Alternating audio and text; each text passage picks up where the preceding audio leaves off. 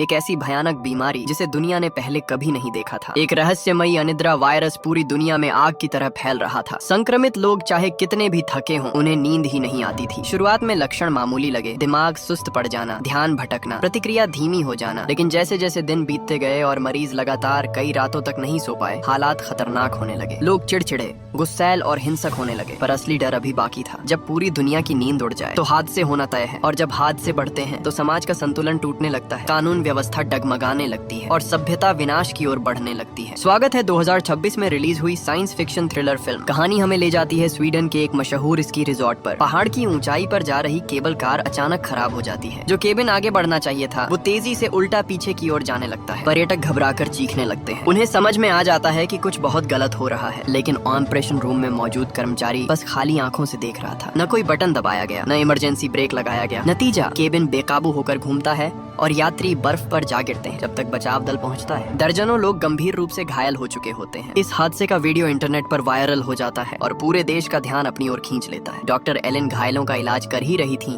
कि एक पुलिस अधिकारी घबराया हुआ उनके पास आता है। उसे शक था कि स्की रिजॉर्ट का कर्मचारी लुकास किसी प्रतिबंधित दवा के असर में था। पुलिस वाला उससे बार बार पूछता है, तुमने इमरजेंसी स्टॉप बटन क्यों नहीं दबाया? लेकिन लुकास सिर हिलाकर बस एक ही बात कहता है, मैं नहीं कर सका। डॉक्टर एलेन उसका ब्लड प्रेशर चेक करती है। लुकास अपनी ही हथेलियों को घूर रहा था और बड़बड़ा रहा था, ये बड़े हो रहे हैं। एलेन टॉर्च से उसकी आंखें चेक करती हैं। दोनों आंखें लाल, नसें उभरी हुई, शरीर थका हुआ, लेकिन दिमाग असामान्य रूप से उत्तेजित। उसका शरीर नींद की कमी से टूट चुका था। एलेन उसे आराम करने की सलाह देती है, लेकिन लुकास फिर वही कहता है, मैं सो नहीं सकता। एलेन पुलिस से कहती है कि उसे तुरंत अस्पताल ले जाना चाहिए, पर पुलिस अधिकारी उसे थाने ले जाने पर अड्डा रहता है। कुछ ही देर बाद पुलिस की गाड़ी सड़क पर बढ़ रही होती है। तभी अचानक लुकास बेकाबू हो जाता है। अराजकता के बीच वो गाड़ी का दरवाजा खोलकर जंगल की ओर भाग जाता है। दूसरी ओर जश्न का माहौल। उसी समय स्वीडन की सबसे बड़ी दवा कंपनी के अधिकारी एक शानदार पार्टी में जश्न मना रहे थे। उन्होंने अभी अभी स्वास्थ्य मंत्रालय से अरबों का दवा ऑर्डर हासिल किया था। सीईओ मेहमानों के बीच मुस्कुराते हुए घूम रहा था। उसके चेहरे से जीत की चमक गायब ही नहीं हो रही थी। तभी रिसर्च डिपार्टमेंट की वैज्ञानिक मैटी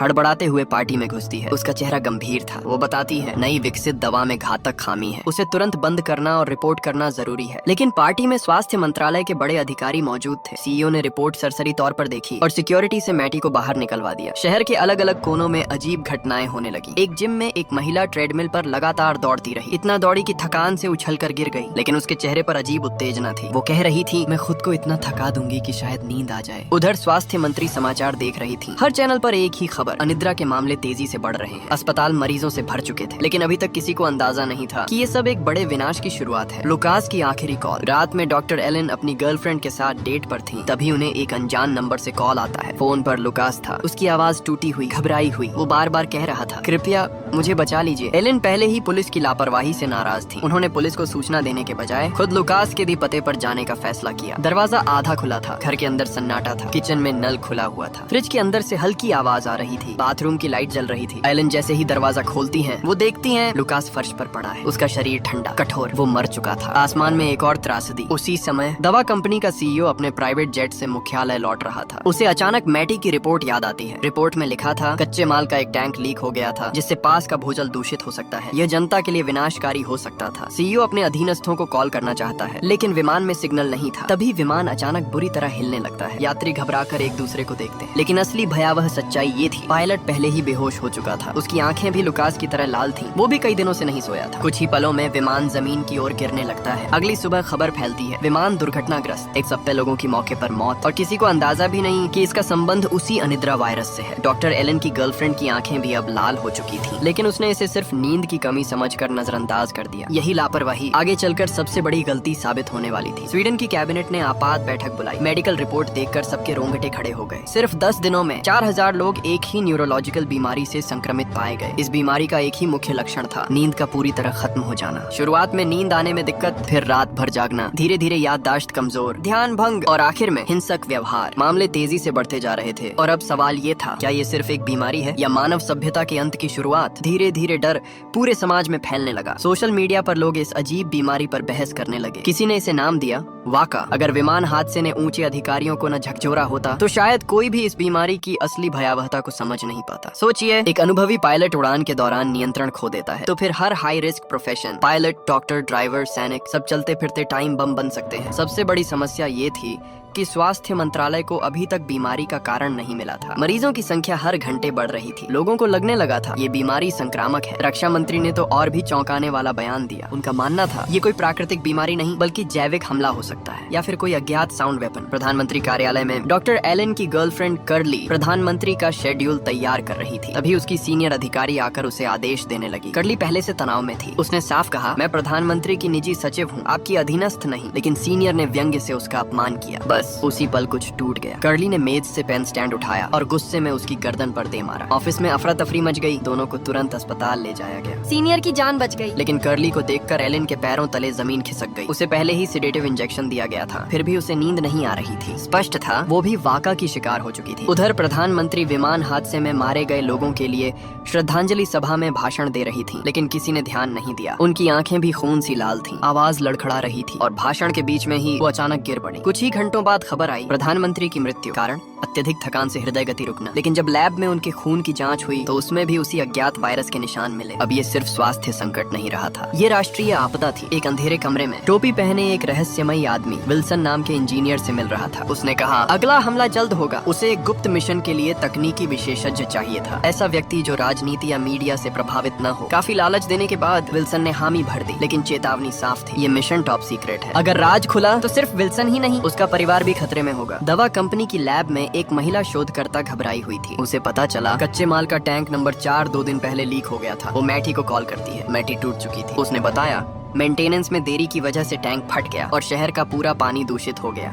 उसने अपने घर के पानी की जांच की थी, वायरस मौजूद था। उसकी आवाज में निराशा थी। वो खुद को दोषी मान रही थी और आत्महत्या की बात कर रही थी। अगली सुबह महिला शोधकर्ता सबूत लेकर सिटी हॉल पहुंची। उधर नई प्रधानमंत्री क्रिस को अभी पद संभाले कुछ ही दिन हुए थे कि उन्हें डिजीज कंट्रोल सेंटर से फोन आया। दवा कंपनी का वायरस 2 हफ्ते पहले ही शहर के पानी में फैल चुका था। क्रिस सन्न रह गई। यही वो कंपनी थी जिसे स्वास्थ्य मंत्री रहते हुए उन्होंने अरबों का ऑर्डर दिया था। अब अस्पतालों में जगह नहीं थी, डॉक्टर लाचार थे। कितने भी सिडेटिव इंजेक्शन दे दो, मरीज सो ही नहीं पा रहे थे। डॉक्टरों के पास बस एक ही विकल्प था, इंतजार, जब तक मरीज की हालत बिगड़कर मौत में न बदल जाए। आखिरकार लैब रिपोर्ट आ गई। वायरस सीधे न्यूरॉन्स पर हमला कर रहा था, दिमाग को सोने की अवस्था में जाने से रोक रहा था। धीरे धीरे मस्तिष्क की कोशिकाएं मर रही थीं। फ्रंटल लोब को नुकसान पहुंच रहा था। नतीजा याददाश्त खत्म, व्यवहार असामान्य, हिंसक प्रवृत्ति। क्रिस ने पूछा इलाज कब तक? वैज्ञानिकों ने सिर हिलाया। हम जीन सीक्वेंसिंग कर रहे हैं, शायद संक्रमण रोकने का तरीका मिल जाए, लेकिन इलाज निकट भविष्य में संभव नहीं। क्रिस ने जनता को सच्चाई बताने का फैसला किया। वायरस संक्रामक है, घातक है, लोग घरों में रहें, भीड़ से बचें। लेकिन असली खतरा अभी समझ में नहीं आया था। अगर कोई व्यक्ति काम करते वक्त कुछ सेकंड के लिए भी भ्रमित हो जाए तो एक और हादसा हो सकता है। पिछले 2 दिनों में शहर में कई दुर्घटनाएं हो चुकी थी। लोग सड़कों पर उतर आए थे और अंधेरे में कुछ संगठन हालात का फायदा उठाने की तैयारी कर रहे थे। क्रिस को पद संभाले 1 हफ्ता भी नहीं हुआ था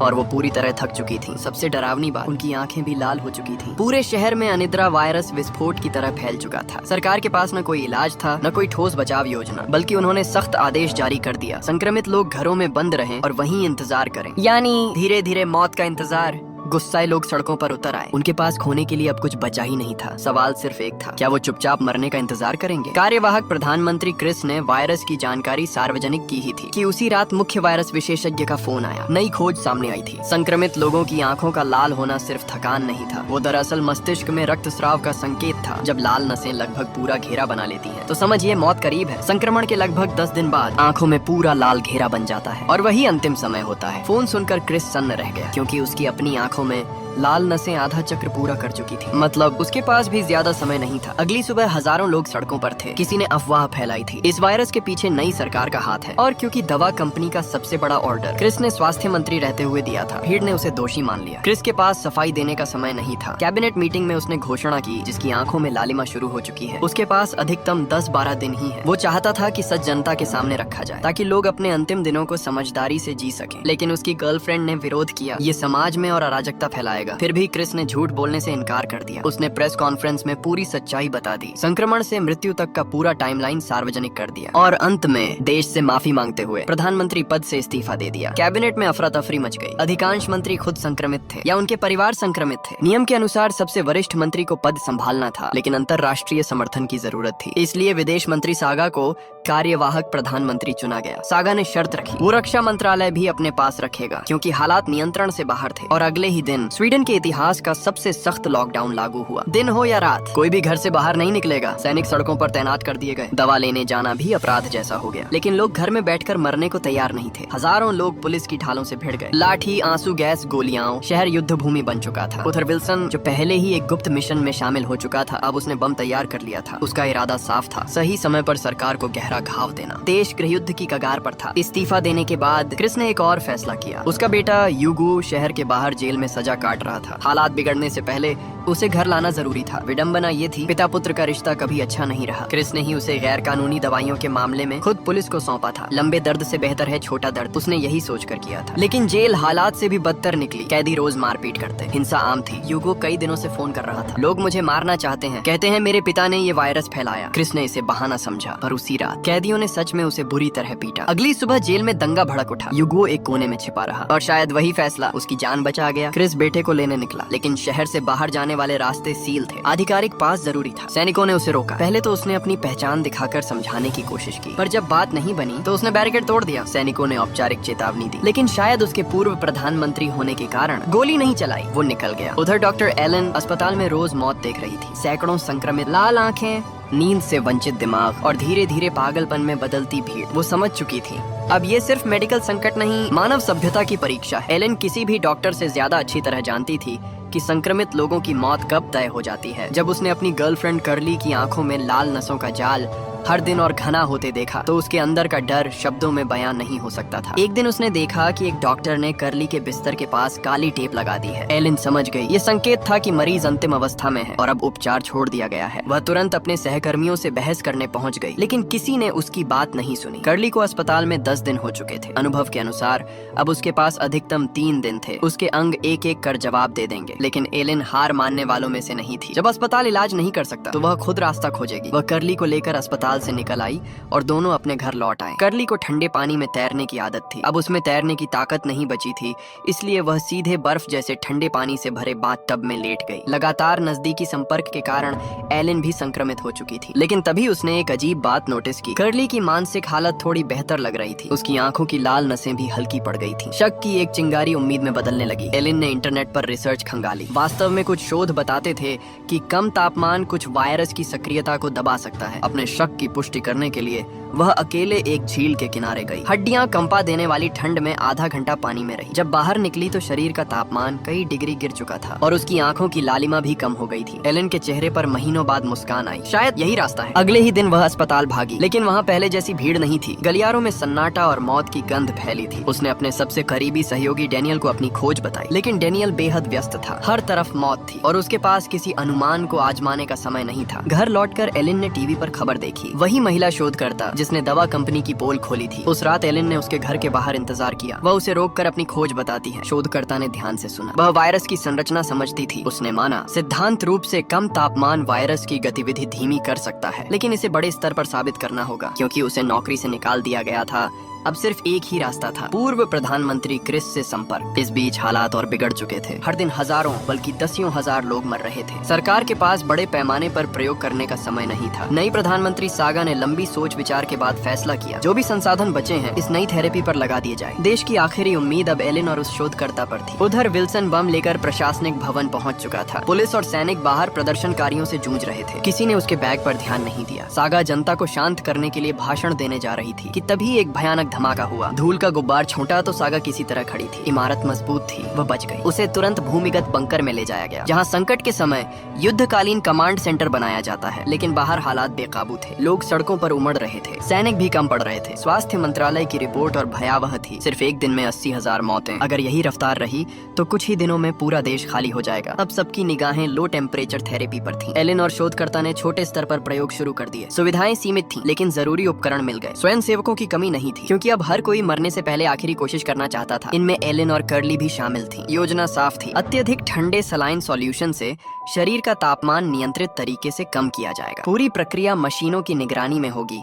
ताकि कोई जमकर मर न जाए। जब लोगों ने जोखिम सुना तो कुछ पीछे हट गए। तभी एलेन आगे आई। उसने कहा, वैसे भी हम मरने वाले हैं तो क्यों ना उम्मीद के लिए दांव लगाए। ये सिर्फ हमारी जान का सवाल नहीं, पूरे देश का भविष्य दांव पर है। कमरे में सन्नाटा छा गया। फिर सभी ने हामी भर दी। उन्हें मेडिकल बेड पर बांध दिया गया। शरीर पर पट्टियां लपेटी गईं ताकि अचानक ठंड से झटका न लगे। एलेन और कर्ली ने एक दूसरे की आंखों में देखा। 4 मिनट की यह प्रक्रिया जिंदगी और मौत के बीच की रस्सी पर चलने जैसा था। काउंटरडाउन शुरू हुआ। बर्फ जैसे ठंडे सलाइन का प्रवाह नसों में दौड़ गया। एलेन का शरीर कांपने लगा। धीरे धीरे सबकी चेतना धुंधली पड़ने लगी। कमरे में मौजूद हर व्यक्ति गहरी हाइपोथर्मिक बेहोशी में चला गया। इसी बीच क्रिस जेल पहुंच चुका था। अंदर का दृश्य किसी नरक से कम नहीं था। लाशें बिखरी पड़ी थी। दंगा हो चुका था। एक जीवित गार्ड से उसने बेटे यूगो का कमरा पूछा, फिर दौड़ पड़ा। लेकिन जेल बहुत बड़ी थी, उसे कमरा नहीं मिल रहा था। तभी बाहर गाड़ियों की आवाज आई। चेक पोस्ट के सैनिक पीछा करते हुए पहुंच चुके थे। आखिरकार उसने एक दरवाजा खोला और उसी पल उसके पेट में तेज दर्द हुआ। यूगो ने उसे हमलावर समझकर वार कर दिया था। गलतफहमी दूर हुई। बेटे की आंखों में अब गुस्सा नहीं, सिर्फ अपराध बोध था। दोनों किसी तरह पहरेदारों से बचकर निकल गए। क्रिस ने पहले ही योजना बना रखी थी। शहर से भागना होगा। उसने सालों पहले एक छोटा हेलीकॉप्टर छिपा कर रखा था। 4 साल पहले उसने बेटे को पायलट लाइसेंस दिलवाया था। शायद तब भी उसके मन में कहीं यह डर था कि एक दिन भागना पड़ सकता है, और अब वही दिन सामने खड़ा था। कहानी यहाँ अपने सबसे निर्णायक मोड़ पर पहुँच चुकी है। एक तरफ प्रयोगशाला में मौत से जंग, दूसरी तरफ टूटता हुआ देश और आसमान में उड़ान भरने की आखिरी कोशिश।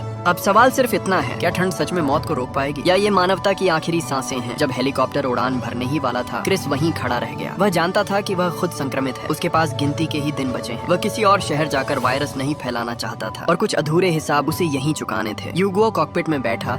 इंजन की आवाज तेज हुई और हेलीकॉप्टर धीरे धीरे आसमान में उठ गया। क्रिस दूर तक उसे देखता रहा। जाते जाते उसने बहुत धीमी आवाज में कहा, आई लव यू। उसी क्षण कुछ सैन्य गाड़ियां वहां आकर रुकी। क्रिस ने पलट कर देखा और बिना भागे बिना छिपे वहीं खड़ा रहा। उधर प्रयोगशाला में लो टेम्परेचर थेरेपी अपने अंतिम चरण में पहुंच चुकी थी। 4 मिनट की स्लाइन इन्फ्यूजन पूरी हुई। डॉक्टर और नर्सें मरीजों के शरीर से उपकरण हटाने लगी। तभी कर्ली का शरीर अचानक बुरी तरह कांपने लगा। उसे तुरंत वार्मिंग रूम में ले जाया गया, लेकिन कुछ ही सेकंड बाद उसका दिल धड़कना बंद कर चुका था। कुछ देर बाद एलेन को होश आया। उसने देखा कई बेड खाली थे। सबसे पहले उसकी नजर कर्ली को ढूंढने लगी। घबराहट में वह उठकर बाहर भागी, और जो उसने देखा उसने उसकी दुनिया तोड़ दी। कर्ली सफेद चादर के नीचे शांत पड़ी थी, ठंडी, निष्पंद, हमेशा के लिए। महिला शोधकर्ता ने भारी आवाज में समझाया, वह बहुत लंबे समय से संक्रमित थी। उसका शरीर अब और नहीं लड़ सका, लेकिन उम्मीद पूरी तरह नहीं मरी थी। जिन मरीजों का संक्रमण शुरुआती चरण में था, उनमें स्पष्ट सुधार दिखा। कुछ लोगों की आंखों की लालिमा आधी से भी कम हो गई थी। यह साबित हो चुका था, कम तापमान वायरस की सक्रियता को दबा सकता है। इलाज पूरी तरह नहीं, लेकिन मौत की रफ्तार को धीमा करने का रास्ता मिल चुका था। शहर अब भी अराजक था। सड़कें जली हुई गाड़ियों और टूटे कांच से भरी थी। हर घर में कोई न कोई शोक में डूबा था, लेकिन क्षितिज पर हल्की सी रोशनी उभर आई थी। यह आपदा दरअसल एक निर्मम छंटनी थी। कमजोर टूट गए, कुछ बचे हुए लोग खड़े हो गए, और वही लोग सभ्यता की लौ को आगे बढ़ाएंगे।